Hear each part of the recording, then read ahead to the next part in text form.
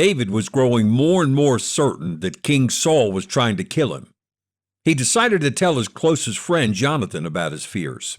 Jonathan, King Saul's son, insisted that David was wrong. His father was not trying to kill David. But then when Jonathan went and spoke to Saul in David's defense, Saul lost his temper and threw a javelin at Jonathan, his own son. And so now Jonathan was also convinced that King Saul was determined to kill David. David said goodbye to his dear friend Jonathan, and then for roughly the next decade, David lived on the run. He came to the town of Nob, not far from his own hometown of Bethlehem. Nob was known as the city of the priests. The tabernacle was pitched there, and Ahimelech, the high priest, was in the tabernacle. When Ahimelech saw David, he recognized him right away. David was a national hero. He was the king's son-in-law, and he had a prominent place in Israel's government. So, why was David all by himself? A man in David's position should have had an entourage with him. Something was very strange. Cautiously, Ahimelech asked David, "Why are you here, David? And why are you all alone?" David thought quickly. "Well, the king sent me on a top-secret mission. Nobody can know about this. He sent a team of men with me, but they're waiting for me in a hidden location."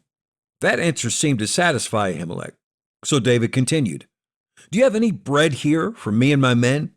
I could use about 5 loaves, or whatever you have." Ahimelech thought a second. "The only bread I have here is holy bread. Have you and your men at least kept yourself from women?" David assured him, "We haven't been near any women in 3 days. We haven't done anything that would make us unclean." Ahimelech was persuaded. He gave him the bread. Sitting over in the corner, in the shadows, was a man named Doeg.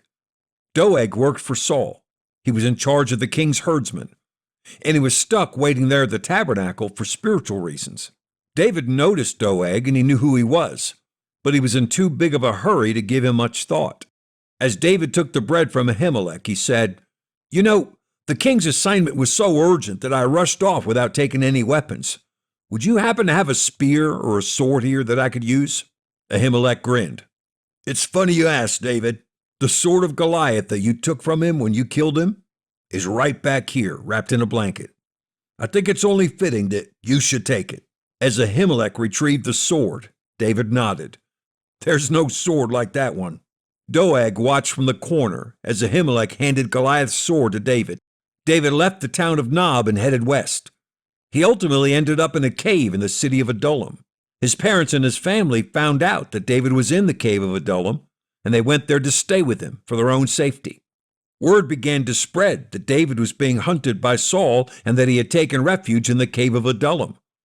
One by one, people began to show up there. People whose lives were in danger. People who were in great debt. People who were just tired of their struggles. Before long, there were over 400 people there, looking to David for leadership. David then took his parents to Moab for protection, and then he returned to Judah with his clan, and they hid out in the forest there. Meanwhile, back in Gibeah, King Saul received intel that David was leading a small army of malcontents. Saul called all of his men together, began to shame them. "Are all of you covering for this rebel? What has he promised you? Were none of you going to tell me that my own son has betrayed me? Don't any of you feel sorry for me?" The whole crowd of men just stood there in silence. Then, one man stepped forward. Doeg. "King, I saw David in the tabernacle in Nob." After Doeg told King Saul everything he had witnessed, Saul sent for Ahimelech and all the priests of Nob to appear before him. Saul repeated Doeg's story to Ahimelech, and he screamed, "Why have you conspired against me?" Ahimelech insisted that he thought David was on a mission from Saul, but Saul refused to believe him. Saul shouted, "You're all going to die!" And then he turned to his soldiers and ordered, "Kill these men!" But the soldiers didn't move. They refused to lay a hand on the priests of the Lord. So King Saul turned to the one man he knew he had in his corner, Doeg. He ordered Doeg to kill the priests, and Doeg murdered 85 of the Lord's servants. Doeg then proceeded to destroy the entire town of Nob. Men, women, boys, girls, even the animals. Miraculously, One man escaped the violence. Ahimelech's son, Abiathar, got away unharmed.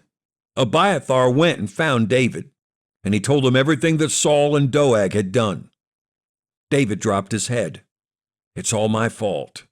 I should have known Doeg would report to King Saul. Stay here with us, Abiathar, and you'll be safe.